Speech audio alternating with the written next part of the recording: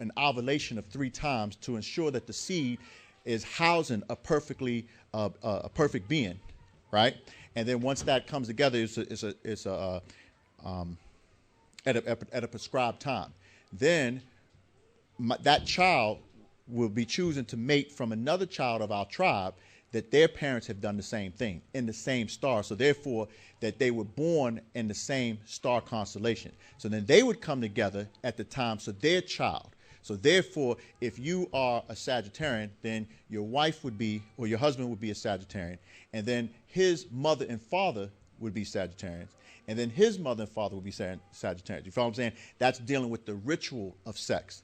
And that's activating the mind as opposed to sex. So sex represents the power, right, represents power in nature, but that's 6 ether. And mind represents the power in non-ether. So therefore, so to get back to your question, because we were not following that law in terms of the science of sex, following the ritual, then we are the products of multiple personalities. I see. So that contribute to the multiple personalities with being mixed of each one of those 14 ancestors that make, and we'd be in the 4th generation. See, the 4th generation, it tumbles the genes, which means that if you have a generation can also apply to, if you have your first son is the 1st generation, your second son or child is the 2nd generation, the 3rd child, and then the 4th child. That also implies a generation, in the true sense of the meaning of the word. You follow what I'm saying? And then the apex of the genetic makeup, or the degenerate portions of the genetic makeup from the father or the mother, will tumble in that 4th child. You follow what I'm saying? Okay, so that's where it said as the 4th generation. So that's why it's combined to just 15. Right. Yeah. So 15 people. Okay, with many of us being mixed up, can the Tamahu come from his so-called spiritual realm to affect you as that negative being is trying to get into you to affect your thinking, etc.? Again, when you read in the books of Genesis, right, you will see in the 18th chapter where the Elohim, Melchizedek in particular, came to Abraham and told him that he should not take a wife, right, from the daughters of Canaan. He was sent on a mission to be able to get them to stop practicing bestiality, right, to raise them up and what have you. And he was telling them that while you dwell amongst those people, you are not supposed to mix your seed with them. And as you well know, that was violated by one of his descendants, and that was Esau. You follow what I'm saying? So it would have to be, in order for the Tamahu to get in your genes, which most of us are mixed, right, it would have to be in those 14 generations. If that occurs, then yes, they can come through the genetic structure that way. So, but they've made it their business, right? And you can see in the Holy Tablets in chapter 3 where it's a map of the motherland Africa, and they've traveled throughout the coast of Africa. But in the bush, in the deepest part, they never traveled that far to mix their seed. So that's why you will see throughout the outer coast, all of those tribes or all of those lands, they have mixed in their seed. So you still have light-skinned Nubians that have mixed their seed with Tamahu. He made it his business, especially in the day and time that you see now. Because of the sun cycle, it's generally accepted, right, even on the media, that you would see that a mixed couple, you know what I'm saying, that's like generally accepted. That was just totally out of the question 30 and 40 years ago, because that was the same time as the moon cycle, right? One of the things that last Saturday, the brother Hotep was explaining to his sister, and he got that from the scroll, the Nine-Ball, was explaining that when you see the Tamahu who offers his younger women to you, you see that his time is up. That's an indication that his time is up. And you see that running rampant throughout the media. So they need to perpetuate their existence in the next ruling cycle, because their blood lacks the ability to, what's the blood do? Coagulate, yeah. And it lacks hemoglobin, yeah. I had the understanding that once a Tamahu is deceased, that he's deceased. His energy doesn't exist anymore. That would be like the end of him, as far as once he experienced death, that he doesn't have a spiritual realm. But they feed off of the six ether forces, and ghost forces feed off of death. You follow what I'm saying? That's why we optimally would burn our dead, right? Or if we could afford it, we would make sure that we embalmed the body to make sure that the tissues were preserved to reanimate it at a later point in time. You follow what I'm saying? But it was his practice of other dynasties that came into Egypt that went in the desert and buried the dead. That wasn't our practice. We either burned it or we embalmed the body. There was a certain ritual that we did to make sure that the carcass was properly discarded, because it was part of the tissues of life cycle that goes on. You follow what I'm saying?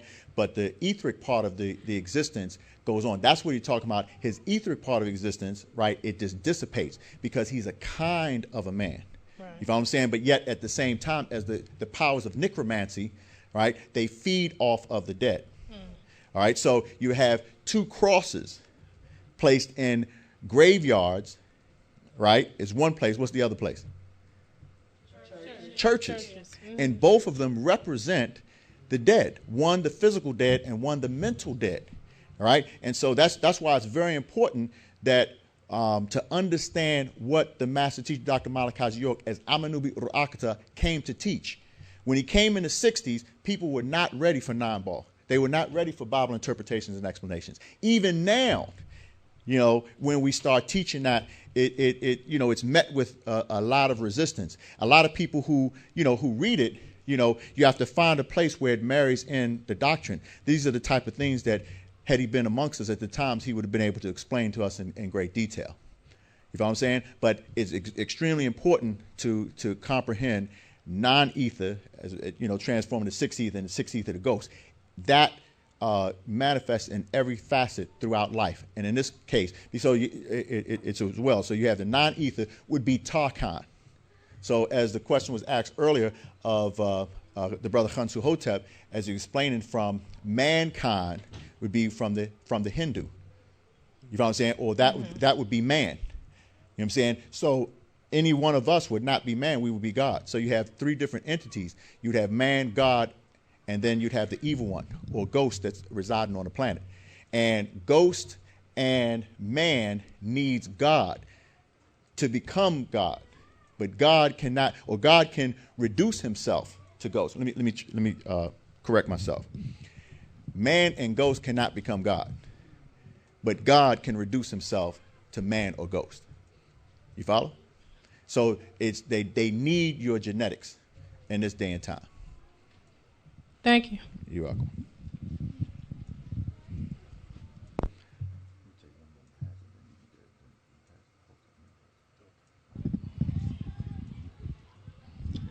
Also from the Leviathan book I read, they had this exhibit, the King Tut exhibit. I think it was back in the 60s.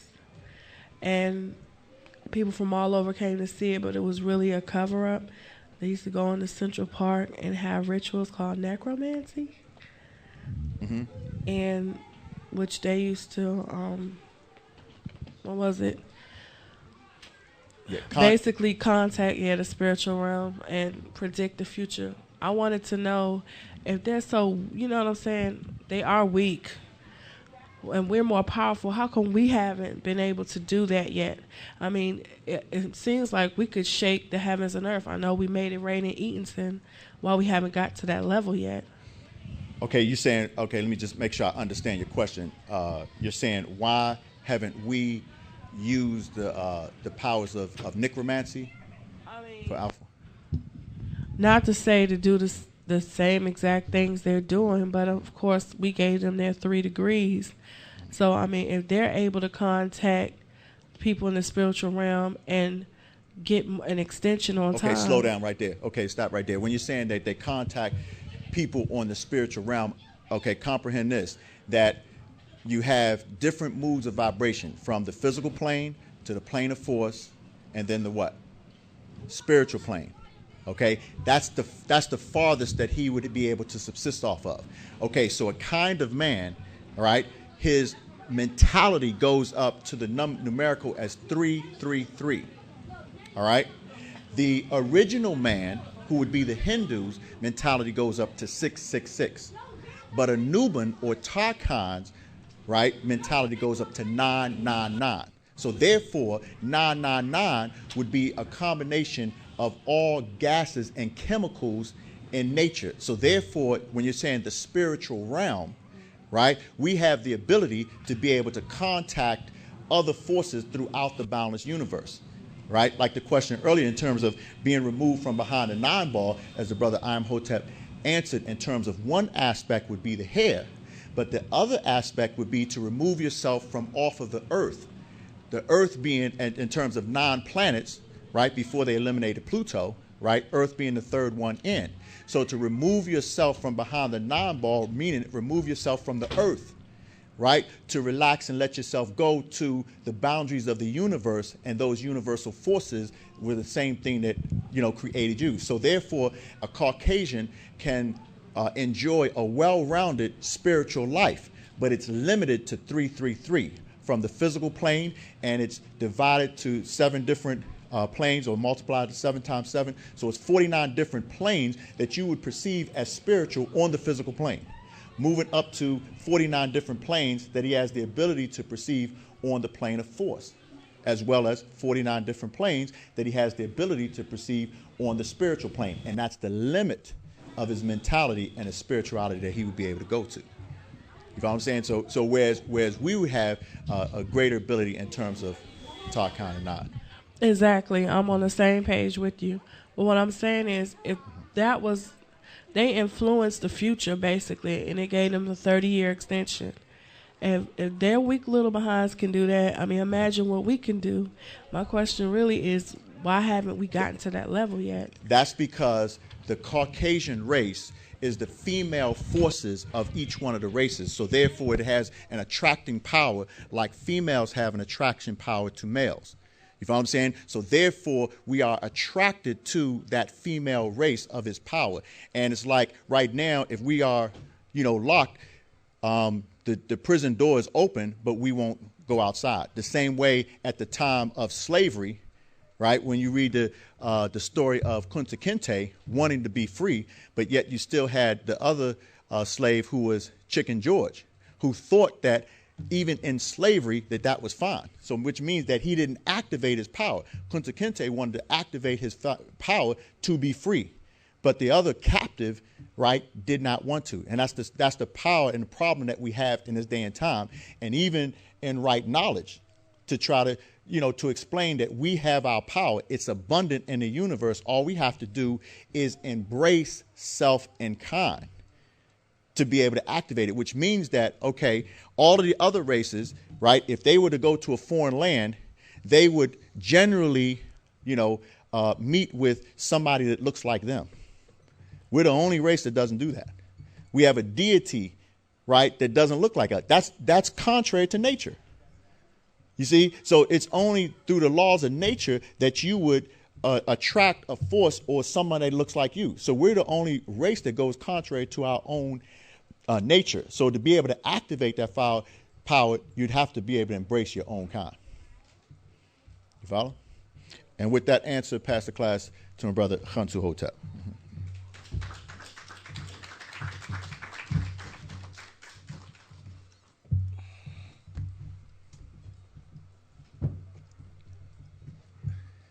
You got another question? Go ahead. Had that feeling.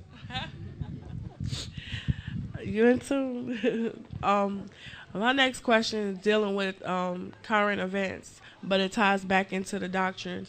Allstate, it was on CNN. Allstate is not renewing any more of their policies in a lot of the states around the East Coast, and some of them are Mississippi, Texas, Louisiana, Florida, New York, and I think it was Connecticut, New Jersey. It was more than that, but I'm not sure about the rest. You must have Allstate because you memorized all of them. That's funny. No, my mama got all the states Allstate. is not going to have it. But go ahead. But the question that I was asking, well, when they were asked why they did that, they said because the risk of hurricane would be too great. But they know tsunamis are coming, and I was just wondering, how come they're not telling the people? And I know it was in the Leviathan book, the original. I think it was the original one back in the day. He had a timeline written out for that stuff. Like the East Coast was gonna flood, and this, that, and the other. Do you remember the timeline? You said, do I remember what? The old Leviathan book. There Right. was a timeline. Right. It's the same thing in the Seven Thunders in the back of the tablets. Okay. It's the same. It's talking about the same thing. They're telling you that these are signs of the end and what's going to take place. And you'll know it by certain things that take place in nature. Nature is basically going to be our best communicator to let us know where we're at insofar as the positioning of the universe and how much time that we have in order to get ourselves together. Nature is going to let us know what's going on. Based on animals being born deformed, being earthquakes in places that never had earthquakes before, floods happening in deserts, you understand, hurricanes in places where they've never had hurricanes or tornadoes before. All of these are signs that Earth is giving off a message. And that message is that things have to change.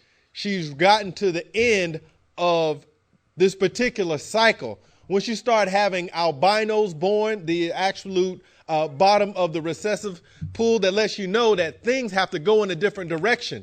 And this is what my brother Mentu Hotep was explaining.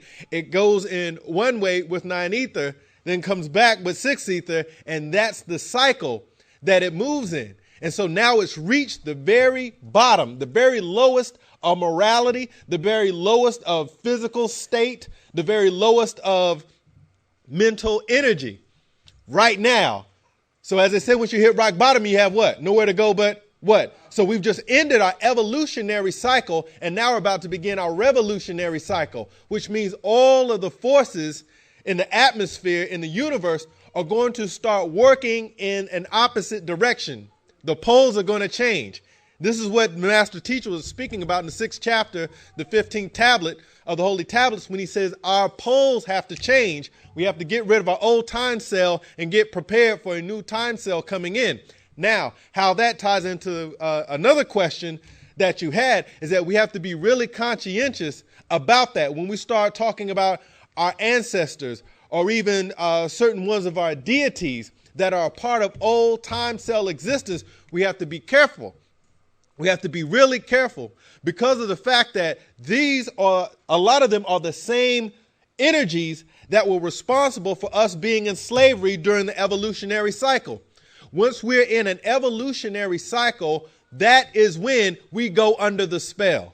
That is when the newborn man and woman gets as far as the lowest as far as mental energy. They'll go into slavery. Anything that's involving oppression of the male and female gods of the planet, it takes place during that period of time.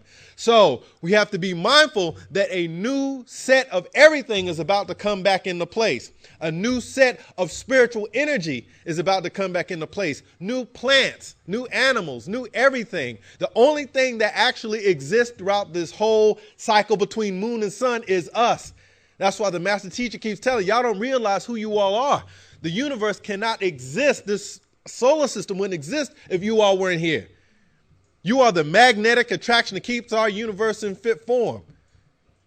You understand? And so with that, we have to realize that with the new set of energies that's coming in, that those new 9 ether energies are what we have to tap into and leave the habits of our old 6 ether energies behind.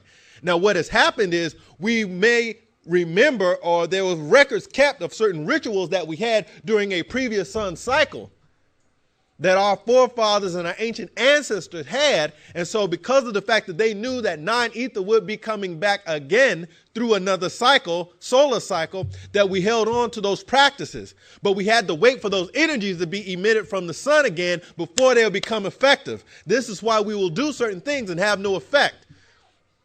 because we are doing it through an old time cell, and there's a changing of the guards happening. And that's why the master teacher and all the scrolls, the holy tablets, and the black book said, just hold on.